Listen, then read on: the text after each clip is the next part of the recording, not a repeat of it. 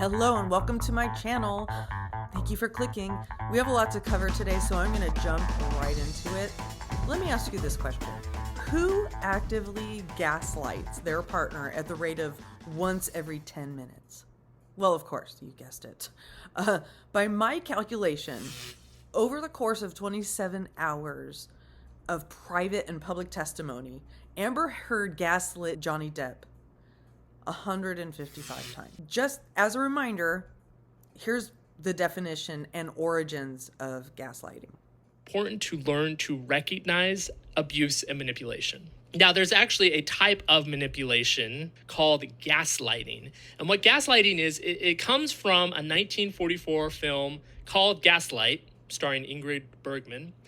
And it's about a woman who is manipulated by her husband into believing that she is going crazy. We come to find out the husband is actually just using the marriage in order to find something valuable that belongs to her. But she believes she's going crazy because he was rifling through the attic at night. And what happened in those days is if you turned on a light in one room, it would dim all the other lights throughout the house because there was only a certain amount of gas that could light the whole house. And so you knew somebody else was in the house in another room turning on a light if you saw the lights flicker. And so she noticed that the lights would flicker every night after her husband had gone away somewhere, supposedly maybe to see friends or whatnot. He was actually going to the attic. But he convinces her that what she's seeing is not true. She's imagining that the gaslight is going down, when in reality she knows better, but she believes him. And so that's what it means to gaslight somebody, is to convince them to deny their own reality. So gaslighting from an abuser makes a victim doubt their own instincts and sense of reality. Now, I've been working on this for a while because I think it's really important to understand the nuances of what a very skilled gaslighter can do so that you can recognize the behavior in yourselves or other people. I mean, this is how I was able to learn about this kind of behavior, was by watching these kinds of examples. And it's honestly the fact that all of this was televised and there was so much audio to go through gives us a good opportunity to learn from it. So I decided to do this really after getting pretty annoyed with how many times Amber referred to Johnny being just less than human and deserving all of the treatment, the reason for everything that she did, and the excuse and the way to, it was this caricature that she painted of Johnny that she used to put herself in the best light possible. So what I've done is I've gone through 27 hours of video, and I have isolated every time I felt that she was actively trying to change the reality of the people she was talking to about Johnny. So, you know, no matter what fact is put in her face, no matter how many times we've shown her that we can prove to her that she's lying, she squirms through that with one of these gaslighting maneuvers. And it's always about how Johnny was the cause of all of her pain and all of her anger and all of her fear. So I isolated every time I heard Amber trying to convince her audience that Johnny isn't to be trusted, that he isn't his own person, that he doesn't own his own thoughts, because either his thoughts are owned by somebody else or they're owned by his addiction or his mental illness. So I counted every time she was forcefully pushing that agenda. I also counted every time she referred to his drugs, alcohol, and addiction, because that was her proof. That was her way of artfully getting around the need to prove that she's right when she says that he's crazy and out of control. Well, of course he's crazy and out of control because he's a drug and alcohol addict. If you want to learn from this, here's what you should listen for as you listen to this. How she is overselling to her audience to the point of discomfort, how she takes every opportunity when she isn't asked to illustrate her points with dramatic detail, even to the point of needing to be interrupted several times in court, and how she uses a really fine point, like tiny little fine point, to draw an extremely detailed and intricate picture of everything, of all the ways this monster lives and exists and affects her, but then takes out this big, huge brush the size of a house that is filled with glossy paint when she's talking about herself and her role in any of it. You should also look at how she refuses to see any other point of view than her own. It's like the Pope mobile that's around her, and anything that comes at her challenges her point of view just automatically gets bounced off like a basketball. Also, watch for how she tried to control Johnny's behavior, and then when she couldn't control his behavior, it put her into a straight up panic attack. And how she talks about Johnny's addiction like a character flaw, a thing that makes him a monster, that makes him less than human. Addiction is a health issue because it's a mental health issue, okay? In reality, after you hear everything she has to say, you'll realize that when she's talking about Johnny, she's talking about herself. To make each instance that I counted clear to you, there is a visual and an audio cue. The audio cue goes like this. See you on the other side. Of your attention and energy, and sometimes you're great and so clear and lucid and present, and that's a different thing altogether. All I did was fight to keep you okay, not safe. I was worried about you going off the rails and binging because that train had fucking left, and there is no excuse for it. You want to make excuses, I know that's your instinct is to make an excuse to allow yourself to go off the rails. There's no excuse. Then get them in the room right now, the mystery help that you keep referencing, and have them sit in front of me. I want to hear someone tell me what I said to you. Everyone can attest. Everyone will back it up. I did nothing to you that time. You were fucked up. And you don't ever change it. Like being fucking in your own world and then not realizing because you're absent-minded that 2 hours have passed and someone's waiting on you. That shit is something you do it very often. That's what you're fucking ignoring. That's the really fucking crazy thing that I cannot understand. The self-delusion is so fucking deep that you are able to tell me right now all of this and mean it. How can you say that to me? You were coked out of your fucking mind. You were fucking crazy. You didn't sleep for days. You were delusional. You were psychotic. Literally, you went into psychosis. You're right. Your 3 nights of skipping sleep, your bags of cocaine, your fucking Red Bull and your booze. It's all. You know what, Johnny? You know what? You want to hear what you want to hear? You're right. Let's get everyone in here to just pamper you, fluff you, and tell you you're right. You know your memory is probably your memory is probably equal to mine. It has nothing to do with your psychosis. It had nothing to do with the cocaine. It had nothing to do with the booze. It had nothing to do with your med. It had nothing to do with your lack of sleep and how that puts you into a manic state. You're right. You are accurate. No, your memory's accurate. Your memory's accurate. You got it now. Your memory's perfectly accurate. You're a fucking stand-up man. You fucking no. Oh, yeah, you're right. So you know what? You're probably right. Your memory of Johnny is probably spot on and perfect, comparable to mine. He's sober. It's not affecting my judgment at all. It doesn't affect how angry I am. It doesn't affect how passionate I am. And I was not criticizing you or judging you at all, which is why you wanted to reach for what I'm taking as a means to defend yourself. But you ignore everything I said, which is there is absolutely zero judgment on that. I was pointing out that you will not react as cool-headed as you are right now, because if anything should happen while you're not on Xanax, it could be an explosion. That's all. I'm fucking holding on to, but you have created that. I have no part of that. I don't know what you're fucking latched onto in your brain, what stray hairs have fucking commingled and tangled in your brain to make you think you've really figured some sort of thing out. But this is not unusual for you. I don't know what you're fucking talking about. You don't even know what you're talking about. You still haven't even told me what it is, but run with it. And I watched you lie. And then I didn't punch you, by the way. I'm sorry that I didn't hit you across the face in a proper slap, but I was hitting you. It was not punching you. Babe, you're not punched. Don't tell me what it feels like to be punched. I'm not sitting here bitching about it, am I? You are. That's the difference between me and you. You're a fucking baby. Because you started. You are such a baby. Grow the fuck up, You start Johnny. physical fights. I'm giving you a Xanax in case you need it. Seems like it's worn off. It's so chronic with you, the changes and the personality. You weren't like this, mood swings up, down, like really aggressive and really cool and calm. Remember I even asked you, is it about Adderall? Are you doing too much? I know it makes one edgy, it makes one like temperamental. Could it be too much? Like it's something because it's not, it's chemical, it's strong. It's one day you were different It's the same. and it hasn't been back. It's the same changes. It's because you never let a fucking thing go. You can't get over anything and that you won't and cannot calm yourself down when you're mad. So it's all my fault. No, it's not. I'm not defending myself, but I'm coming to you saying I love you and I'm trying to protect you from yourself, and I get destroyed. Is it clarity? Is it less Adderall? I don't know. Is it work? Is it, you know, like, do I not give you your meds every day? Do I not remind you to take them? Do I not? I know that you have to take medication. I am very aware of that, but I do know you, and you don't know moderation very well. You're allergic to moderation, so I balance you out, I think, a little bit. I try to keep you safe. I thought you would get clean and sober and we'd fix a lot of our problems. I'm never getting clean. I know. The harder it is when you use and drink. Yes. It's my fault you drink. Okay. It's not your fault. It's just that's why I did it. Nothing but hurt us. And why? Because the coke and booze doesn't make it here for you to see how clearly that is. You gotta stop with the coke. All the coke, It's your wrong. all the coke you've done today, and all the booze you've drank today. By the way, has it helped you? Has it helped us? Just got the coke. So, does that seem normal to you? Does that seem normal to you? You told me tonight that you couldn't imagine your life without me, and now you're throwing your ring on the ground. Does that seem normal? Let's have you tell me. That seems sober? You seem normal? Definitely seem normal. Does that seem normal? Then he would disappear and get clean and sober, and he'd come back and tell me that he was done drinking, he was over it, he was done, cleaned himself up, he'd done it before, and he'd do it again.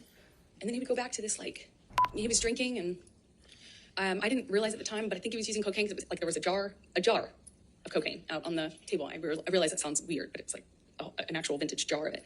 I didn't move or freak out or defend myself or say, what are you doing? You're crazy. I just stared at him because I didn't know what else to do. He did start drinking again. I remember it was almost, he'd start drinking again, the disappearing thing, the coming back. He'd come back in the middle of the night to my house when he was drinking. Eventually that became, him accusing me of cheating. I'd defend myself. I'd say, that's crazy. I'd be committed to not talking to him. I'm done with this relationship. I can't take it anymore. I said that so many times. And then he'd come back, clean and sober, telling me he had a chip. He didn't have any chips, but he would say, I've gone to meetings. I have a sober companion now. I'm doing this program. I'm reading this. I'm doing this. And he was done with drugs and alcohol for good this time. And he'd come back in my life. And with the combination of him being sober and having gone through this horrible thing where I felt like my heart ripped out of my chest, and eventually I'd get bored, and then I'd see him drinking again. When I started to get upset, noticing the pattern of the violence going with the drinking and drugs, then he started sneaking it. So it became less clear, and I'd have to look for clues as to what he was on. So I just knew how to react, Johnny on speed is very different from Johnny on opiates. Johnny on opiates very different from Adderall and cocaine Johnny, which is very different from Quaaludes Johnny. But I had to get good at paying attention to the different versions of him. One day he kind of stayed up doing cocaine, just drinking, doing cocaine, music, which is not in and of itself that weird in my relationship with Johnny at this point. He stays up and keeps weird hours and smokes and stuff. But he was drinking brown liquor and doing a lot of cocaine, and it was like, it became clear to me in that argument, if you will, that he wasn't making sense. He wasn't with one of those normal, what do you call them, fake lighters. He wasn't very successful at doing it while drinking. He just drank more and did more cocaine. And I woke up the next morning, I think it was on the 22nd or the 23rd. I woke up in the morning, and the breakfast table was like cocaine and booze. And me pointing out that the cocaine wasn't making his situation any better made me the bad cop. It sounded like nonsense from him. It wasn't making sense. And I realized that he's just probably really high. Because it wasn't making sense anymore. It wasn't like a direct accusation. He wasn't hearing me when I was saying I wasn't involved, wasn't cheating on him. I wasn't secretly trying to engage. Proceeds to do a cavity search. He said he was looking for his drugs, his cocaine, his coke. I was wondering how somebody who didn't do cocaine and was against it, that was in and of itself causing problems in our relationship. How could I hide? Why would I hide his drugs from, like he was insinuating that I was doing it or something? It made no sense. Okay, I remember just wanting whatever fucking weird trip, whatever trip that was to end. And no one told him, no one was honest with him, no one, he'd pass out in his own vomit, he'd lose control of his body, he'd lose control, and everyone would clean up after him. I cleaned up after him. I mean, this man lost control of his bowels, and I cleaned up after him. His security cleaned up after him, changed his pants in front of me. He would pass out in his own sick. And then he'd walk around saying he didn't have a problem. Until he did. Until he couldn't support it anymore, and he'd get clean, and he'd get sober, and then he was this thing again. And he expressed to me so many times when he was in that period of getting clean and sober, he would tell me, you saved my life. Baby girl, you saved my life. One thing that he could do, which would save his life, which would be to get clean and sober. And I believed it.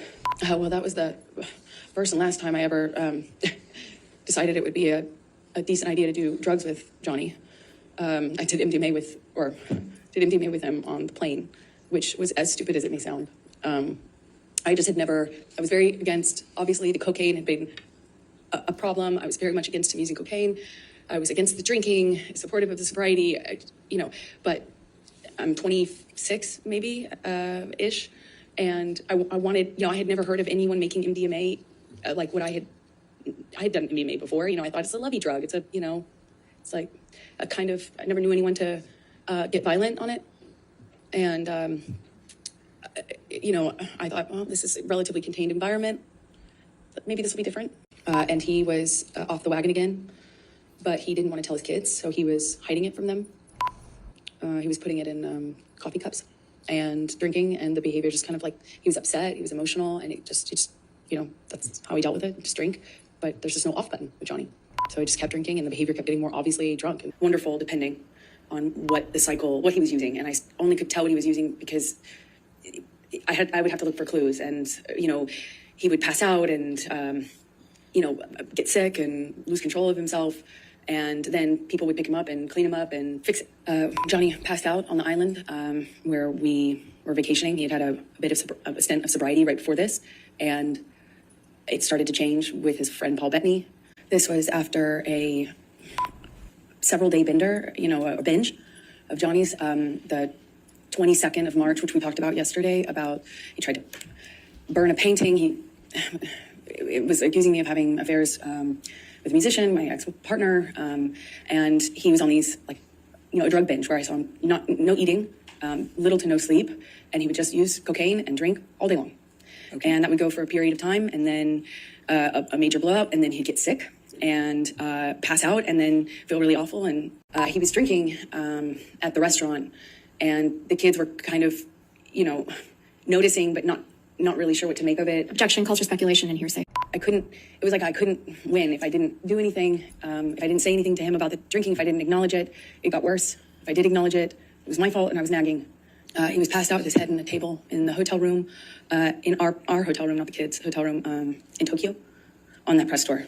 Loving his family and feeling like, you know, more stability would mean more stability with him and his struggles with drug and alcohol use. There were days when he wouldn't come home, or they couldn't get him up out of on set. He'd be asleep in his trailer, sleeping whatever he'd done the night before off. I remember he missed a few days of work that way.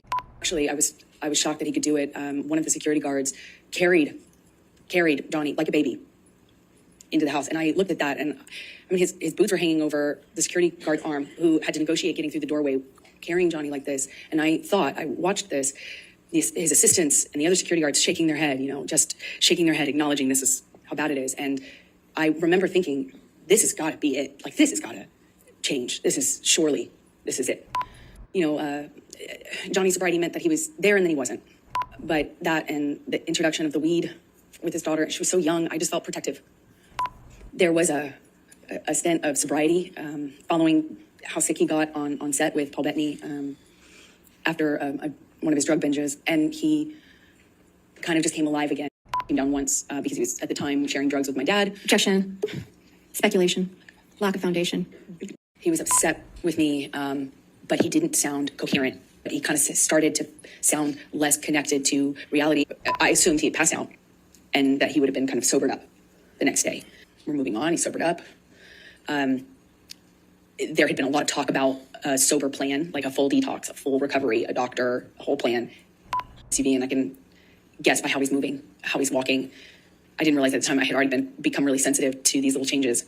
I already know that he's drunk. I already know he's using, he reeks of weed and alcohol. I mean, his breath smelled so bad.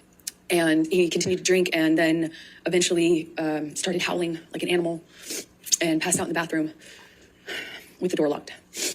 And was howling, and I at some point pushed record on my phone because... Why did you tape record him? Because I knew that Johnny wouldn't remember what he had done. I knew he would not remember. And if... Calls for speculation. She can say why she did it and what she thought. But that last part called for speculation. Don't say I knew. Why did you tape record? In my experience, when Johnny was that inebriated, he would not remember what he had done. Calls for speculation. How can that call for speculation? I'll sustain the objection. That's why we had gone back to LA. Johnny was sick after having passed out on the plane. So I took her to dinner. We went to Benihana's. Al-Anon meetings every day. It's a support group for people who love addicts and alcoholics. On the condition that he would uphold his promise to do the treatment, to do the full detox, clean up and never go back. Already by this point, heard a million times, it seems like promises to get clean and sober, but this felt like a change. I know the amount that Johnny told them he was on was so that they could maintain him for the filming, meaning not make a drastic change in the amount of painkillers he was taking. But his behavior, his whole personality changed drastically. One time I was sitting across from him and he would come in and out of sleep, of being awake or completely what appeared to be asleep while talking to me, and he had a cigarette in his hand, and, you know, Johnny constantly smoked, and he just sat the cigarette, you know, as he fell asleep while speaking down on his leg. It was taking about double the amount that he told them was his normal when he started the process with the doctors. So the prescriptions that he was on in the doubling up of the opiates got so bad that he was like this just throughout the day, off and on, and then he would take Adderall and he'd be really animated and ready to go, and then it would be this again. And you know, we're on an island. I'm trying to take care of him, and he was hallucinating. And Objection, Your Honor, non-responsive. another point, he was communicating with someone not in the room. It would yell at me and then yell at someone else. It wasn't there. Johnny stormed out, knocked something off the table on his way out, and rolled a joint in the bathroom before storming out of the office, slamming the door. Combined with the drinking, it was not very long before I was being accused of full-on having this other plan to sleep with the writer in order to, nothing I could do, felt like nothing I could do would change the sobriety patterns, felt like nothing I could do. And then Johnny stopped making sense with this. Like, you know, he'd start a sentence and then trail off and act confused when I would be confused.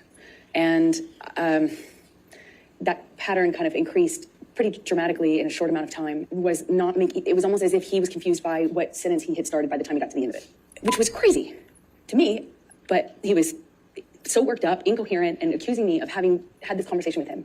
I'd been in London in January when Johnny was hallucinating on the phone with me. You make of Mr. Depp for him to get you MDMA. That's ridiculous. Why is that ridiculous? Because I would never, since that time I learned my lesson the hard way on the plane to Russia, I would never do MDMA with him. I'm asking for a problem in that case. Like that, I would never do that. So like he had lost a ton of weight. So I just knew something was up.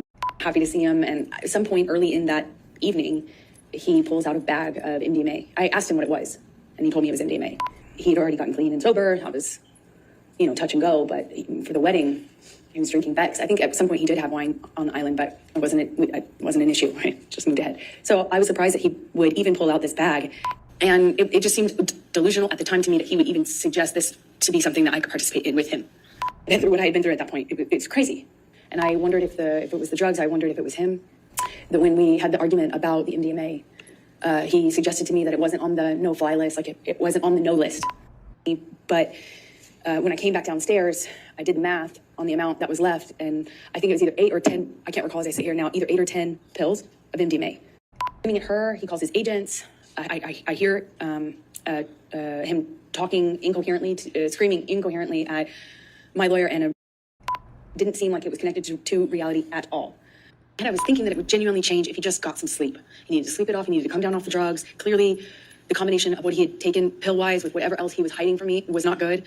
I had recognized that sort of delusion. I'd recognized that sort of unattached to reality rage. I had recognized the patterns of those kind of loops where he's yelling about things that aren't even... Well, I had already seen him drink right in front of me, took a big swig out of a wine bottle upstairs right in front of me as in a gesture of, like, looked right at me. And we had this conversation about the drinking, or argument about the drinking, and he holds up this bottle to me, and, you know, I'm saying, did you drink this whole thing? Something stupid, focusing on this detail, and I don't see him anymore. I don't see him anymore. It wasn't him. It was black. I've never been so scared in my life. It was black. I couldn't see him. And he just looked, wasn't there anymore. Wasn't there. It wasn't Johnny. And we didn't have any sort of like coherent conversation, as you can imagine. I went to make him a cup of coffee because he was demanding more Red Bull. And I was thinking, that's probably not a good idea. I don't know why coffee would be so much better, but in my head it was. I thought maybe, I don't know, sober him up, or I don't know. The help was coming though, and could this be something he could die from? If anything, just the drugs and the alcohol. I mean, and said, we're gonna get to the bottom of this. He wasn't making any sense at the time. Understandably, just different, nothing made sense. Clear, he was just out of his mind. Sense by Johnny on the desk when I came down that last morning, and he was still up, still drinking. when I was in the bedroom and he was in the hospital, I found, and I was packing my bags and stuff, I found all these empty bags, Coke bags, you know, dime bags with white residue on them, in them. They were in books. But there would be infections or problems and things, and he wouldn't stop using Coke, and he couldn't get the surgery he needed because he wouldn't stop using Coke, and it wouldn't put him under because of all the Coke. So, Objection, Your Honor. Hearsay. all right, I'll just stay the last part. Came very, very about getting Johnny through the next step. You know, getting Johnny home, getting Johnny off the Coke long enough to get the procedure done, and then after that procedure, getting another procedure done. And it was just these small steps. And Johnny negotiating that he was going to be clean and sober, he wasn't going to drink anymore, he wasn't going to use anymore, he'd never lay a hand on me again, he'd rather die than do that, is what he was saying. In a different medium every time. So if it's Adderall Junkie Johnny, then he's abusive and he's bully, he's a tyrant, he's mean, he's reactionary, and he's incendiary, and anything I do and say is cause for violence or anger. And I was constantly doing a juggling act of what kind of version of Johnny I was dealing with. There were different versions of him, and they were drastically different from one another, and even more so than them being different from one another, they didn't even sometimes remember what the other version did or said. They acted almost like independent versions of this person, depending on what combination of drugs and alcohol he was on. After Johnny was able to get clean off of the Coke and the other drugs enough to get the hand surgery he needed, there commenced a period of time of sobriety for Johnny. His doctor had fired him and then came on when Johnny agreed to get clean. Objection, hearsay, non-responsive. Different, you know, he had done a complete 180. Clean, sober, present, calm. We were peaceful. I mean, any of the gripes and Johnny's use continued, well, it started again is a better way to describe it. And lo and behold, so did our disagreements. When you passed out naked in the bathroom in there. Did you pull me up? I tried to. Up every 15 minutes and then falling asleep next to the door so I could hear you snore in case that you vomited. I could call EMS if you ever stopped snoring. Because you're afraid I was going to die. I thought you would choke on your own vomit, which is very likely with you. Really? Yes, very I likely. vomit a lot? Yes. What? Yes, you do vomit a lot in your sleep, even Good. Oh, it's news to you? Then this is affecting you a lot more than I thought it was. Later denied, well, later he blamed me in his inability to understand what happened, in that he was not in his right mind, and he was, Johnny was disappearing with Manson, doing coke. Objection, calls for speculation. All right, I'll sustain that objection. Because it affected my safety, dealing with somebody who was really high, dealing with Johnny high on coke and speed, meaning Adderall or some version of that, was different from the opiate Johnny, which is different from the booze Johnny, or a different combination. And there was talk of Quaaludes at the time, and Johnny was trying to get it from... Objection, Your Honor, non-responsive. I'll sustain the objection. After the Bahamas, Johnny's sobriety fell apart. There was just none of it. Yeah, his mental health, for lack of what it looked like, his mental health was just falling apart. Is what it looked like. Objection, calls for speculation. I'll sustain the objection. He was hallucinating, auditory. Objection, calls for speculation. I'll sustain the objection. Please tell the... He was talking to people who weren't there, meaning people who were not in the room. He was communicating with people and sounds and voices that weren't there. I know, because I was sometimes in the room and sometimes on the phone with him. It was terrifying because, you know, once he smashed a board right next to my face, and it was unclear to me whether he was even mad at me or he was convinced that the guy he said he saw me with was in the room. I didn't know if Johnny felt the man was in the room with us or not.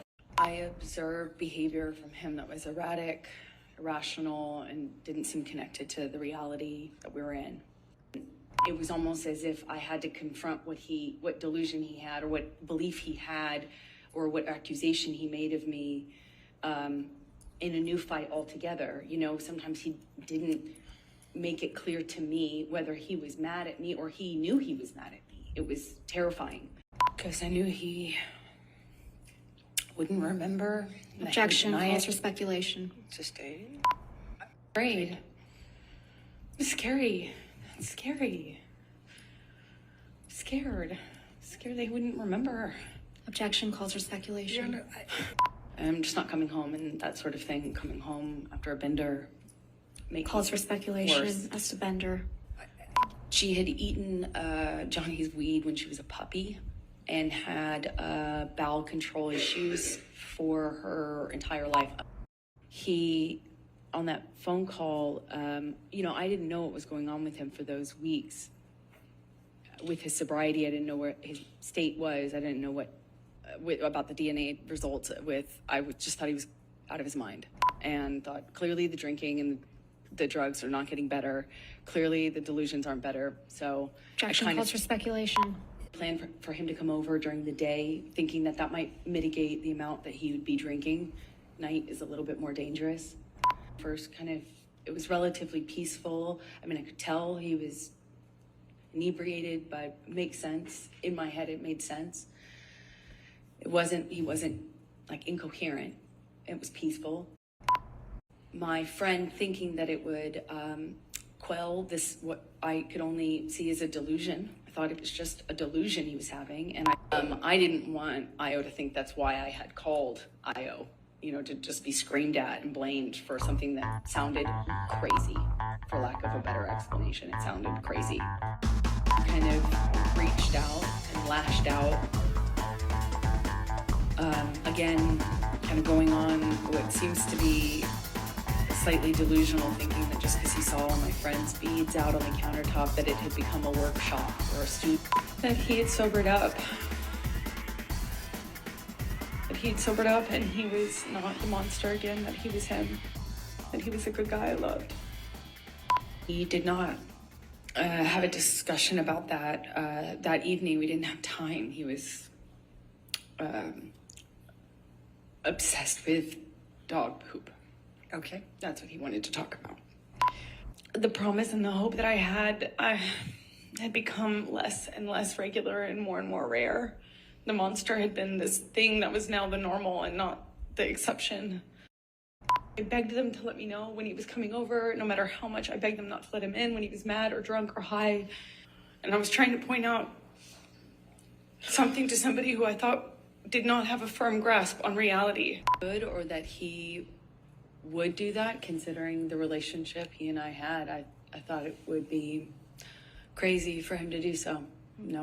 So you decided to take a picture of Mr. Depp asleep on the floor? He was passed out. That's a yes. And I took a picture of him because he wouldn't remember.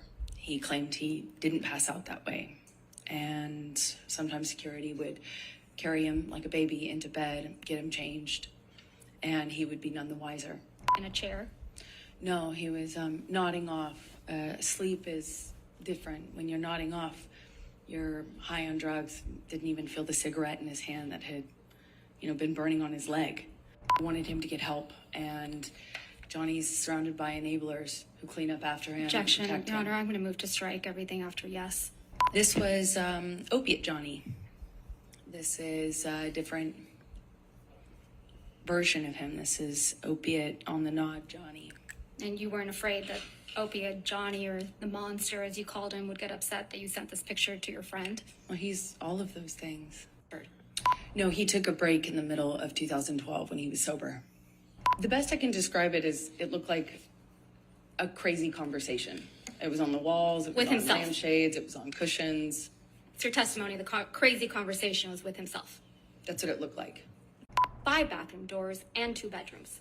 Isn't Johnny that is right? not an accurate historian of what happened during Ms. Heard, that Ms. period Heard, of time. I'll guarantee Ms. you Heard, that's not my question.